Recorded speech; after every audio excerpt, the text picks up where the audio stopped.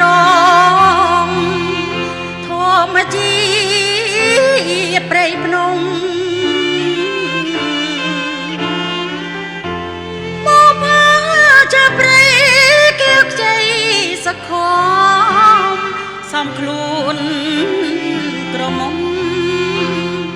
សបាយរកមានទាំងអយដាកាធ្លាប់ធ្លាប់ធ្លាប់លក់ធ្លាប់ក្បោងស្រោបប្រានថ្ងៃនេះចិត្តខ្ញុំចំឡាយផ្លាច់បានសូមអ្នកជួយស្មា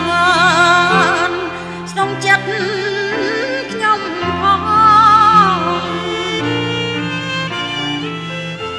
ខ្ញុំស្រឡាញ់គេទ្វេមួយទៀតតែគេបែបតីខ្ញុំវិញទេបងចិនអើយរែងខ្វល់អំពលកន្លងមិនគួរចំណងចងចិនដល់ម្ល៉េះសំលោកនេះតាព្រៃភ្នំទាំងឡាយខ្ញុំសូមថ្វាត់ថ្វាយជូនជាដំណឹងខ្ញុំស្រឡាញ់គេនឹងស្ទើបានប្រលឹងមេត្តាជួយដឹង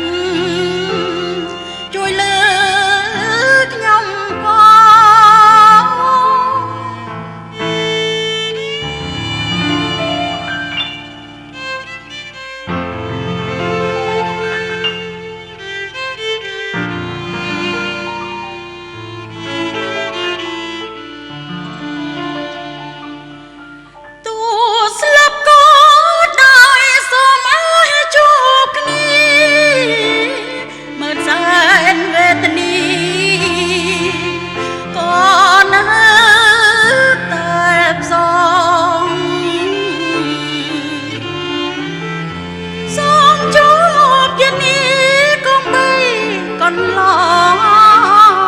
ជួបជា